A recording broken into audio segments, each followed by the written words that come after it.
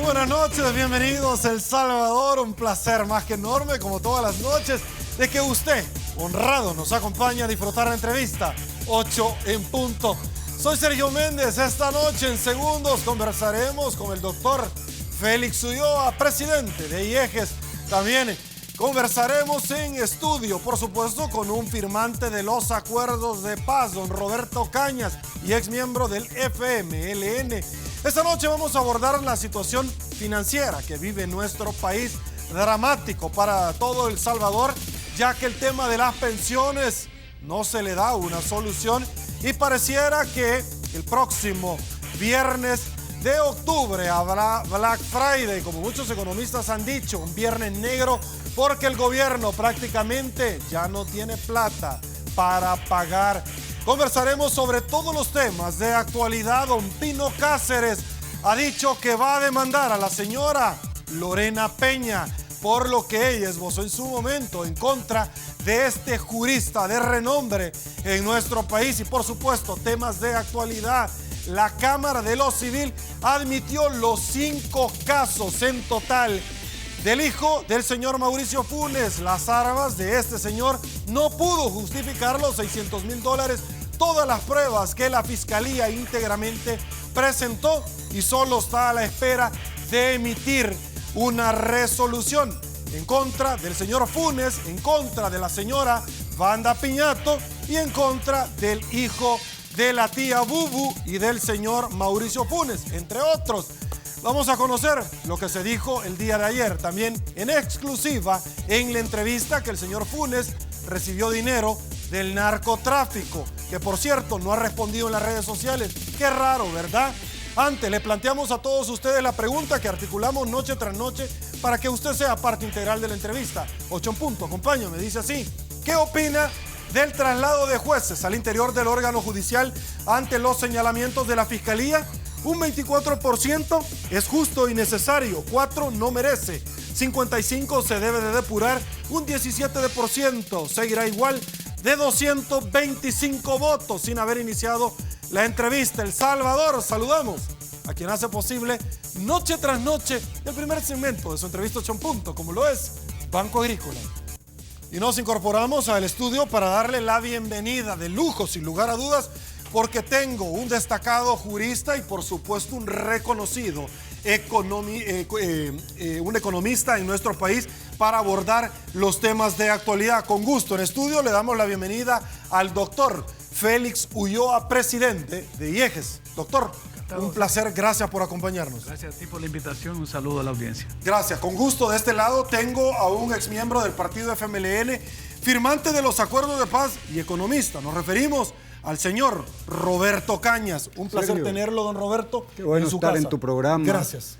Un saludo a todos los que nos están viendo. Gracias. Caballero, vamos a arrancar con el tradicional collage de noticias que articulamos noche tras noche como punto de partida para que los caballeros y ustedes también puedan interactuar en nuestras redes sociales. Producción, acompáñenme, me desplazo. Dice así, arrancamos. Abogado de Francisco Flores pide no realizar audiencia contra expresidente de la República. Benítez sale del hospital y próxima semana va a comparecer ante el tribunal. A muchos les ha extrañado esto. Vista pública de caso. Conexiones se traslada para noviembre. Sacudida en órgano judicial. Trasladan jueces tras señalamientos fuertes que ha hecho la Fiscalía. Arzobispo incentivó a instituciones judiciales a seguir trabajando. Analistas sugieren a gobierno apoyar casos de la Fiscalía. Gobierno respalda manifestaciones contra la Sala de lo Constitucional. Cámara admite todas las pruebas de enriquecimiento ilícito contra el señor Mauricio Funes, exagente de la DEA. Hay suficiente evidencia para capturar a Chepe Diablo por narcotráfico. Lo dijo acá en 8 en punto. Exagente Danny Dalton asegura que expresidente Funes y exfiscal Martínez tienen nexos con el cartel de Texi. Funes habrían recibido dinero del narcotráfico para la campaña política. Nos incorporamos. Tengo a un jurista y a un economista. Vamos a conversar con el tema de los jueces. ¿Qué opinión le merece? Hemos visto rotaciones de jueces en el órgano judicial, cambios que se harán efectivos desde el 1 de octubre, de este año. ¿Cuál es su opinión, doctor Ulloa, con relación a este tema?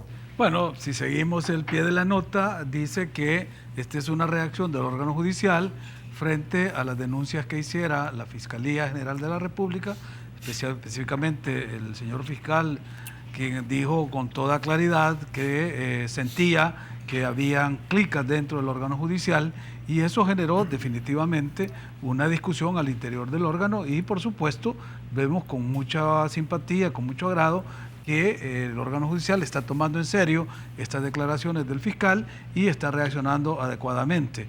Ya se mencionan algunos jueces que han sido desplazados de sus actuales tribunales, sobre todo tribunales de instrucción, y que han sido reubicados en otras áreas. Esto es muy bueno porque, si tú recuerdas, y aprovechando la mención que hiciste del notable jurista Pino Cáceres, a quien desde luego le enviamos un cordial saludo, él en un campo pagado que publicó utilizó una frase que es muy poco conocida aún en el foro nacional, cuando dijo: qué bien que todavía hay jueces en Berlín. Esta es una expresión que los abogados conocemos como la independencia judicial, sobre todo, porque se cuenta la anécdota de que el emperador Federico el Grande quería construir, ampliar su castillo, y una pequeña choza ahí de un campesino le quitaba la vista, la mandó a demoler. El campesino se fue a demandar al emperador ante un juez, y ese juez le dio la razón y procesó al emperador y lo hizo pagarle al campesino lo que le había destruido. Entonces dijo, en vez de molestarse el emperador porque un juez le había limitado su poder omnímodo, dijo: qué bien que todavía hay jueces en Berlín, queriendo demostrar que los jueces son la garantía en un Estado de Derecho, no solo de la separación de poderes y de funciones del Estado, sino de la independencia que debe tener este órgano. Por lo tanto, a mí me parece que esa lección que nos mandaba Pino Cáceres muy subliminalmente debería entenderse que en nuestro país estamos queriendo afirmar el Estado de Derecho, y el Estado de Derecho se fundamenta básicamente en la separación y la independencia de los poderes del Estado. Para terminar esta idea de cómo contextualizamos este cambio y esta rotación o cambios que ha habido de los jueces, solo quisiera recordarles también otro de los principios. Cuando estudiábamos derecho, nosotros, nuestros maestros de los primeros años se preocupaban en explicarnos este tipo de anécdotas, de historias del derecho fundacional, y una de ellas era la de Sócrates, cuando Sócrates habla de las 4 características que deben tener los jueces: ser corteses, ser prudentes, ser imparciales y sobre todo ser sabios al momento de fallar. Yo creo que eso es lo que ha habido como una carencia en los últimos años en el órgano judicial. Eso ha obligado a que haya un constante señalamiento sobre el desarrollo de los jueces en general, y que haya casi 1000 jueces denunciados actualmente bajo investigación de la Corte Suprema de Justicia. Y es una lástima porque estamos a casi 25 años de cumplir los acuerdos de paz. En enero del próximo año se cumplen los 25 años de la firma de los acuerdos de paz, y uno de los 7 puntos de la agenda de negociación era justamente la reforma al sistema judicial. Y ahí se crearon instituciones que podían y deberían haber garantizado no solo la independencia de los jueces, sino su calificación y su permanente formación. Hablo de la Escuela de Capacitación Judicial, hablo del Consejo Nacional de la Judicatura, y hablo sobre todo de la Ley de la Carrera Judicial, que permite que el cargo de juez sea prácticamente vitalicio. Y esto es una cosa que ahora se está tocando como parte de estas medidas, que a los jueces, aunque estén bajo este tipo de movimientos, se les está garantizando su estabilidad en el trabajo. Voy con usted. Como ex miembro del partido FMLN, las finanzas del Estado, don Roberto, y economista destacado que es usted, están sumamente complicados. Han salido a realizar manifestaciones en contra de la Sala de lo Constitucional, el gobierno. Puntualmente, el señor Sidney Blanco en un periódico manifestaba todos los fracasos de este gobierno se los quieren adjudicar a la Sala de lo Constitucional. De la misma forma, decía otro amigo televidente que siempre ponderaron en los primeros 5 años del gobierno del FMLN, que eran los 20 años de Arena. ¿Cuál es su opinión? Porque las finanzas están sumamente complicadas, no hay plata para nada. Claro, Sergio, hay que referirse obviamente a la coyuntura económica, pero hay que tener una visión macro y poder unir las piezas del rompecabezas de la realidad nacional. Esto está muy denso. En términos ambientales se dice que este es el año más caliente de la historia de la humanidad. Pues para la segunda década del siglo XXI en El Salvador, este sin duda es hasta ahora el año más caliente. Veamos, ya Félix acaba de plantear elementos de la coyuntura jurídica, que están muy densos. Hay un nuevo fiscal que tiene una agresividad en su accionar, que plantea juicios importantes al expresidente Funes, el caso Rice, señala que hay clicas dentro del órgano judicial, hay un aparecimiento aparentemente desconexo de un ex funcionario de la DEA en el ambiente jurídico con señalamientos muy específicos. O sea, estamos ante una situación jurídica muy densa. Además, la CN, el Consejo Nacional de la Judicatura, no termina de elegirse y eso tiene una implicación fundamental en la composición de la nueva sala de lo constitucional a futuro. Entonces, muy complicado, hay que armar las piezas del rompecabezas. Pero referido al tema económico, tampoco se puede desligar de lo político, porque al final de cuentas, la solución de la problemática económica que está viviendo el país pasa por un acuerdo político. Pero ¿qué es lo que está pasando, Sergio, en el tema económico? La fecha del impago ya está establecida. La crónica de un impago anunciado es el 9 del próximo mes. Para esa fecha, en el próximo mes, dentro de 15, un poco más de 15 días, vamos a estar en presencia, si no hay un acuerdo entre las dos fuerzas políticas más importantes del país, y allí es donde conecta lo económico con lo político, en un problema de impago. Es decir, el gobierno no va a poder honrar estos certificados de inversión previsional, los CIP. Entonces, al presentarse el 9 del próximo mes y llegar el gobierno en una circunstancia en la que no tiene recursos, además de manera clarísima el secretario técnico de la presidencia ha dicho, no hay plan B. Es decir, o hay la aprobación en la asamblea de los un poquito más de 71 millones de dólares que ha pedido el ministro de Hacienda, o no hay capacidad de pagar los certificados de inversión previsional. Pero no solamente es eso, es que el gobierno está en una circunstancia en la que también sus proveedores han sido víctimas de estas deficiencias en las finanzas públicas. Proveedores de todo tipo, pequeños, medianos proveedores que surtían de zapatos, de uniformes a los alumnos que están beneficiados por el Ministerio de Educación, pero también otros tipos de proveedores ya tienen problemas por la falta de pago del gobierno, los subsidios, las distribuidoras de energía eléctrica están complicadas porque no se pagan los subsidios. Entonces, en este panorama que en lo inmediato se resolvería para el gobierno con la aprobación de los 1.200 millones de dólares que ha solicitado, que eran 900 primero y ya se han convertido en 1.200 y se pueden convertir en 1.300 si no se llegan a aprobar pronto, subyace una decisión de carácter político. O hay acuerdo en términos de ¿qué? De una reforma integral de las finanzas públicas, de una reforma del sistema de pensiones, ya no se puede postergar, porque aquí se está jugando un juego que es peligroso para el país. ¿Cuál es el juego que se está jugando? De parte de la oposición, como se junta el año calendario con el año electoral, el juego el que están jugando es hacerle pagar un costo político elevado al gobierno, presentándolo como un gobierno incapaz de hacerle frente a sus responsabilidades económicas. Entonces, es un panorama muy denso que justamente en este programa vamos a unir junto con Félix Ulloa las piezas del rompecabezas, porque tienen también, con estos términos seguramente Félix aportará más elementos al tema internacional. El presidente de la República acaba de llegar de Isla Margarita, pero va a salir inmediatamente a Nueva York a dar su discurso en la Asamblea de Naciones Unidas, luego irá a Washington a una reunión que Joe Biden ha invitado y luego va a ir como testigo de honor a Cartagena a la firma del acuerdo de paz de las FARC con el gobierno del presidente Santos. Entonces, ¿qué país se va a encontrar el presidente cuando regrese en los primeros días de la otra semana? Es lo que hay que ver. O sea, un Don programa Roberto, muy denso. Quizás luego voy con usted rápidamente para que me ayude con una pregunta de la Sala de lo Constitucional de la Corte Suprema de Justicia. Desde ya se la voy a plantear porque se me puede olvidar.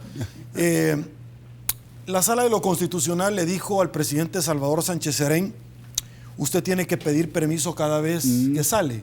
Y se fue a Isla Margarita, se fue a Venezuela y no pidió permiso. Es que había pedido permiso por un año, o sea que ya... No, porque se paraba y le dijo, de aquí para adelante usted tiene que dar detalle de los viajes y tiene que pedir permiso. Ya vengo con usted. Don Roberto, ayúdeme a entender algo porque estamos en tema de las finanzas públicas. En el 2009 se criticó arduamente que el FMLN podía hacer mucho mejor las cosas que el gobierno de Arena. El gobierno de Arena venía préstamo tras préstamo, etcétera, etcétera. Sin embargo, vimos nosotros donde en el tema de las AFP se cuestionó ampliamente el porcentaje de ganancias de las AFP, por ejemplo, el techo que se tenía para agarrar plata de las AFP, pero llega el señor Funes y sigue agarrando plata de las AFP, todo lo que criticaron. Hoy por hoy nosotros nos estamos dando cuenta, según el Banco Central de Reserva, que se han estado maquillando cifras, 3.700 millones aproximadamente, desde hace 3 gobiernos atrás. Ese es un mismo delito por el cual se procesó a Dilma Rousseff. Sigo adelante. Estamos hablando de que en el Chaparral se entregaron 128 millones de dólares. Estamos hablando de las finanzas, don. Claro. Es decir, estamos hablando de que uno en esta vida no recibe lo que merece, sino lo que negocia. Se ha venido negociando y se le dice ahora a la oposición: usted tiene la culpa, o a la sala, porque no me para los empréstitos y usted no me quiere dar los votos para pagar lo correspondiente. En el tema también de algo que es importante, el gobierno no deja de gastar. La grasa del Estado ha aumentado, siguen dando los bonos, se agotó la plata para los viajes, hicieron un préstamo, se les da ciertas prerrogativas a los trabajadores, no se ha dejado de comprar carros nuevos, se ha aumentado la grasa del gobierno. El expresidente de la Asamblea Legislativa, Sigfrido Reyes, compra la casa dueñas al mismo socio Byron Arrazábal, es el mismo que tenía de asesor, es el mismo que iba a remozar la casa. Se cuestionó a Tony Saca por altos niveles de corrupción, pero en la segunda vuelta el profesor Salvador Sánchez Serén lo llama mi amigo y que venga a trabajar con él. O sea, explíqueme eso, don Roberto, por favor. A ver, esto es como que hayas tirado en un cuarto vacío un rompecabezas como de más de 500 piezas y hay que armarlo. Entonces, en esto ¿Se podrá armar? Sí, pero hay que ir por partes. El análisis significa dividir la realidad en las partes que lo integran, analizar cada una de las partes por separado y después ir viendo las relaciones que tienen cada una de las partes entre sí. Eso por un lado, para poder tener un método para analizar ese tremendo rompecabezas que has tirado. Hay que dividir en sus partes integrantes esa realidad que está dispersa y que para los ojos de muchos es un poco complicado armar el rompecabezas. Segundo, todo aspecto tiene 2 elementos, tiene antecedentes y tiene contexto. Es imposible analizar una realidad si uno no entiende qué pasó antes. El entendimiento del presente pasa por el estudio del pasado. ¿Cuál es el estudio del pasado en términos económicos? ¿Cómo es que la cosa pública se ha manejado en términos de finanzas? Pues aquí lo que sucede es que el aparato estatal se financia no por la fuente, digamos, fundamental de ingresos del Estado, que son los impuestos. Entonces, para no hacer un diseño tributario progresivo, como es en todas partes del mundo, donde las personas que tienen más ingresos y más riquezas pagan más impuestos, aquí lo que sucede es que se ha venido endeudando al país.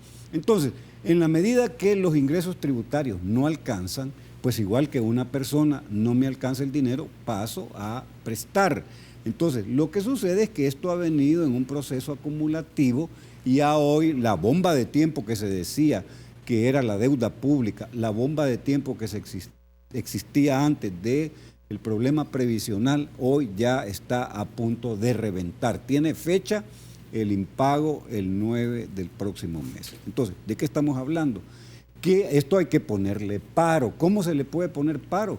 Con un pacto fiscal integral, que del lado del ingreso suponga revisar los impuestos, que del lado del ingreso suponga cómo vamos a lidiar con, a lo mejor todavía hay alguna posibilidad de ventas de activos del Estado, que puede ser otra fuente de ingresos públicos, y vamos a ver cómo se puede lidiar con la deuda.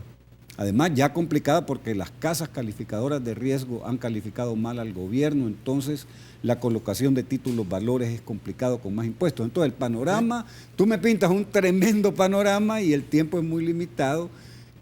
Vaya, lo quisiera terminar así. Ya es momento de convertir esto en una oportunidad, porque si no hay que apagar la luz y vámonos todos. ¿Cuál es la oportunidad? Presentar las condiciones para un acuerdo integral de carácter de finanzas públicas y de una vez por todas, para lo que le queda de tiempo al gobierno Sánchez-Serén, establecer cuáles son los motores de desarrollo, cuáles son las apuestas estratégicas, porque sin crecimiento de la economía podemos seguir hablando aquí de dar 1.200 millones de bonos más o de buscar cobrar más impuestos, y eso de alguna manera es paliativo, porque el problema de fondo es cómo crece la economía del país. Perfecto, vamos a una pausa, señores, regreso con usted, volvemos.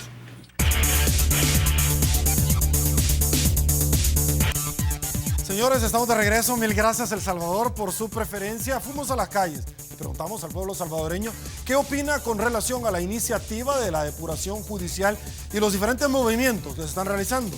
Y esto nos dijeron. Escuchemos.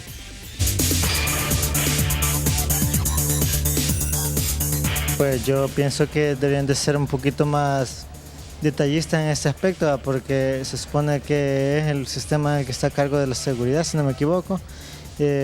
Y sí deberían tener un mayor control. Ya descubrieron quiénes son, pero las pruebas y los procesos judiciales son ineficaces porque la impunidad es lo que es el resultado final. Últimamente se ha estado dando por las investigaciones que se ha estado dando de la Fiscalía y todo eso. Bueno, es un problema, sí, bastante grande para la sociedad. Investigar primero para decir primero esas valoraciones, porque no podemos venir y decir a simple vista, está la corrupción. Entonces necesitamos como pruebas que diga, mire, esos son los implicados. Entonces ahí ya nosotros comprobamos como la sociedad que está haciendo un buen trabajo en la investigación de delitos. Bueno, yo pienso que está malo porque no debe de haber eso en un órgano judicial, digamos, porque tiene que ser transparente. Entonces, para mí que está malo. Y bueno, nos incorporamos. Esto es lo que dijo la población salvadoreña. Félix, quedó planteada la pregunta. La Sala de lo Constitucional le ordenó dar a conocer a Casa Presidencial con detalle los viajes de los expresidentes de la República, pero también al profesor Salvador Sánchez-Serén, de cada vez que él quería salir del país tenía que pedir permiso. Luego va para Nueva York, viene de Venezuela, Islas Margarita, Félix Ulloa. Y después Colombia. Ok, no pidió permiso. ¿Estamos ante la presencia de un delito de desacato del presidente Salvador Sánchez-Serén? Bueno, mira, en primer lugar hay que precisar que no es un fallo contra Salvador Sánchez-Serén. No, esto es la presidencia de la República y la obligación constitucional de que cuando el presidente de la República tiene que salir del territorio nacional, tiene que hacerlo bajo la autorización de la Asamblea Legislativa. Y eso es cada vez que el presidente de la República se ausenta del territorio nacional. Y no es una cuestión personal, es una cuestión del rango, del cargo, de la responsabilidad de ser el comandante en jefe de la Fuerza Armada, en fin, de todo lo que es inherente a la función de un presidente de la República. Por lo tanto, el mandato constitucional es claro. Lo que sucede es que aquí se fue generando una serie de prácticas que quedaron como costumbres, y la costumbre, dicen algunos, se vuelve ley. Aunque nuestro derecho no lo reconoce como fuente de derecho, pero aquí ya se había creado la costumbre que pedían permiso. Bueno, creo que un presidente quiso pedir permiso por los 5 años. Sí, de una sola vez, para salir de una sola vez. Claro, ahora la sala ha puesto de nuevo las cosas en su orden, como debe ser. Y yo creo que a partir de ahí hay que revisar si el actual presidente de la República ha hecho la tarea como debe ser, o sea, solicitar el permiso a la Asamblea Legislativa para hacer esos viajes que están ahorita. ¿No lo hizo? Proceso. ¿Cómo debe interpretarse Si esto? no lo hizo, eso se debe de certificar, ¿verdad? Hacer del conocimiento del órgano correspondiente, porque como tú dices, puede ser un desacato judicial, No creo yo que se configure que se tipifique esa figura, porque las sentencias de la Sala de lo Constitucional, recordemos que son erga omnes, que son generales. Y acatamiento para la generalidad, y no es una cosa específica de un funcionario que lo está haciendo. Ahora, si el presidente incumple una función, el órgano correspondiente para evaluarlo es la Asamblea Legislativa. Ahí están todas las responsabilidades en la Constitución en las que puede incurrir un presidente, sea quien sea, que no cumple con las funciones que le ordena la Constitución. Entonces yo creo que por el momento, de nuevo, la Sala pone en su lugar los mandatos que deben de cumplir los funcionarios, y eso, para bien del país y para bien del Estado de Derecho, pues debe de entenderse en ese contexto y no verse como una cuestión personal ni personalizada. Yo creo que esa sería una lectura inicial, amén de ver si todos estos viajes que se tienen que hacer, porque todo el mundo sabe pues que en este periodo, que es el periodo de sesiones de la Asamblea General de Naciones Unidas, los jefes de Estado tienen que concurrir. Entonces ya son viajes programados que deben de establecerse para pedirle a la Asamblea Legislativa el correspondiente permiso. Ir de testigo a la firma de los acuerdos de paz en Colombia, si triunfa el sí, porque todavía el caso está pendiente. Hay un plebiscito el 2 de octubre, y si el plebiscito dice que sí, que se ratifican los acuerdos, entonces se pasará pues al acto formal ya de la firma al interior del país. Dos cosas, Félix. La primera es empresa que en alguna medida se le había acuñado a Belarmino Jaime de tener participación, ha salido al paso y ha dicho: eso no es cierto, señor, él no tiene nada que ver. Número uno, esta es una embestida nuevamente por parte del partido oficial. Y dos, el señor Pino Cáceres, que ya hemos hablado acá nosotros hasta la saciedad en términos de honorabilidad, ha dicho puntualmente, lo leí seguro usted lo vio también, en un rotativo: voy a demandar a la presidenta de la Asamblea Legislativa.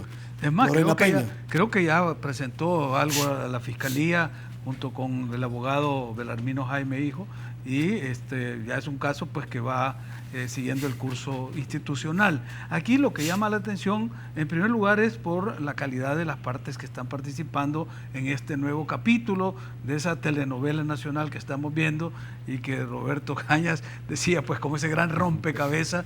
Yo creo que eso es como un caleidoscopio que estamos viendo en este momento, y que involucra, por un lado, a la presidencia de la Asamblea Legislativa, a Lorena Peña, que además ha sido la cabeza de la Comisión de Hacienda, el ministro de Hacienda, que es hermano de Pino Cáceres, y que también ya dio declaraciones públicas desvinculando absolutamente al doctor Belarmino Jaime de cualquier tipo de relación con empresas en las cuales se ha señalado cuestiones de evasión fiscal. Offshore, Panama Papers. Todo lo que se le ha tratado de acumular como actitudes ilícitas al doctor Belarmino Jaime han sido desmentidas, en primer lugar por Pino Cáceres en su calidad de directivo de esta empresa, y en segundo lugar por el ministro de Hacienda, que lo hace en esa doble calidad, porque incluso se refiere a su hermano, pero habla él en la calidad de ministro de Hacienda. Esto es lo que a mí me molesta un poco, porque un tema de tanta trascendencia se esté banalizando por acusaciones o afirmaciones infundadas. Fíjate que en este momento en Guatemala la CICIG acaba de iniciar una línea de investigación y de procesamiento contra ya los grandes evasores. Hay cadenas hoteleras que acaban de pagar 400 millones de impuestos que habían evadido, es decir, se va enfilando hacia esa otra ruta de investigación. Se tiene paralelamente a los funcionarios del Estado, los parientes del hijo del presidente Jimmy Morales está en este momento también siendo investigado. Entonces, pero hacia esa línea de investigación de los evasores, y que el actual fiscal nuestro también está interesado en buscar esa línea de investigación, la vamos banalizando cuando hacemos señalamientos infundados, porque en el caso del doctor Belarmino Jaime ha quedado ya totalmente desvirtuada cualquier señalamiento que se le hace. Entonces se va perdiendo seriedad en este tipo de cosas, sobre todo viniendo de un funcionario de altísimo nivel como es la presidencia de la Asamblea Legislativa. Don Roberto Cañas, el señor fiscal general de la República ha adelantado respaldado por muchos embajadores, no solamente de Inglaterra, Reino Unido, sino que también de Colombia, España, entre otros, como Estados Unidos, donde van a recibir un apoyo técnico y financiero para la creación de algo similar a la CICIG en nuestro país, que va a ser una unidad especiales para la investigación de hechos anticorrupción. ¿Cuál es su opinión de esto? Bueno, lo que ha hecho el fiscal es un anuncio. Él ha dicho, vamos a crear una comisión especial en contra de la impunidad.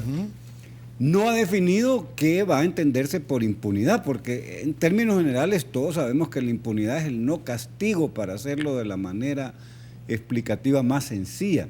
Pero la impunidad de qué tipo de delitos es, de los delitos de lesa humanidad, de los que han sido graves violaciones a los derechos humanos en el pasado, de los delitos de evasión y elusión fiscal. ¿De qué estamos hablando cuando el fiscal hace el anuncio? Todavía no está definido, número uno.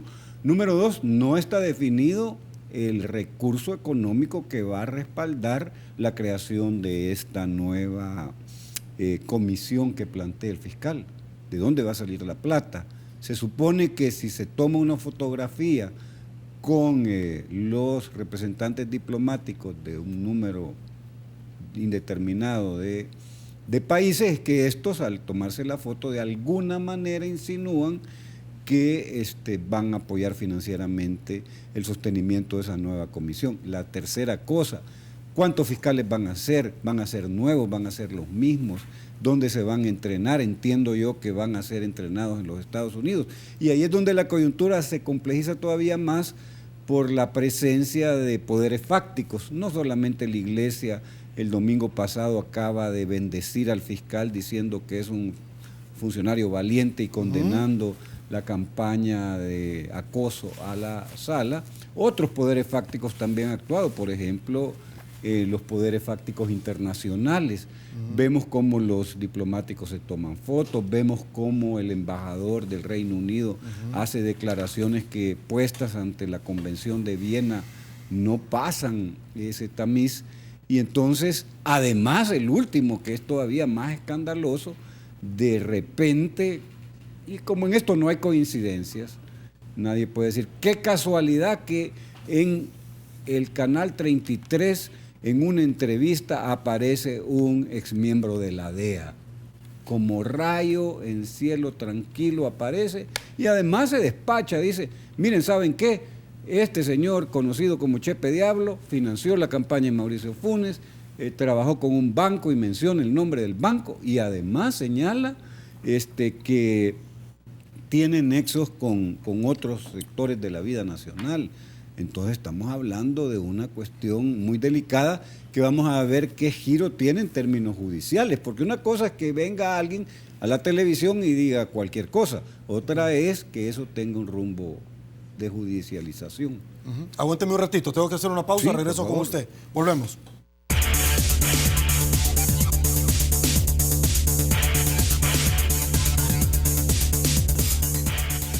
Señores, estamos de regreso. Terminamos la idea, por favor, don Roberto. Para ver la densidad del tema jurídico-político del país, aparece como en cielo, como rayo en cielo despejado, el caso de un exagente de la DEA, que dice, uno, el exfiscal Martínez está implicado en lavado de dólares.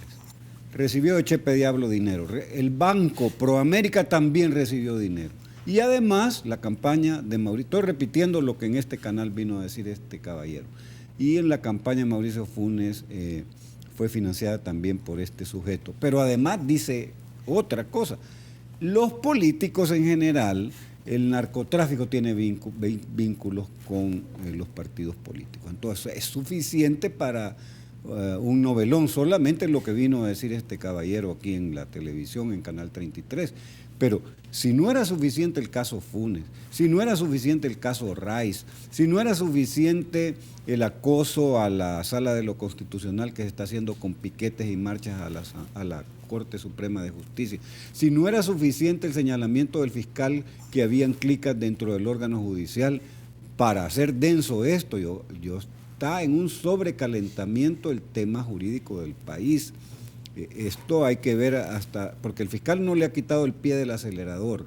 Se esperan para los próximos días más investigaciones.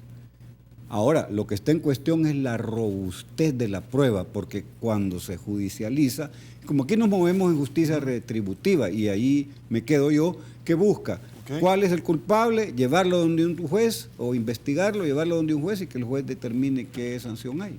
Doctor Ulloa. No, bueno, sí, mira, yo creo que en efecto el desafío es para la Administración de Justicia.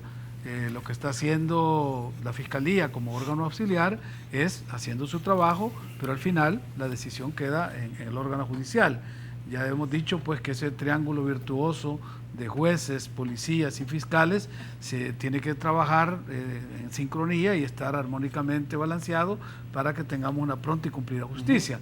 Ahora, el caso que tú tenías ayer acá de este señor Danny Dalton viene a dar quizás aquí una primicia que dio el Canal 33 con esta noticia o esta notición para que la Fiscalía incluso pues ya de oficio, con todo lo que se dijo acá, pueda abrir otra línea de investigación en los casos que se mencionaron. Ahora, yo no sé si, como dice Roberto, esto aparece como un rayo en cielo sereno o es parte de una estrategia mayor, más amplia, en la cual, porque el mismo señor dijo, yo vengo, ¿verdad?, avalado, porque no dijo que venía representando pero avalado por congresistas de peso. Ahí está Patrick Leahy y está Jim McGovern.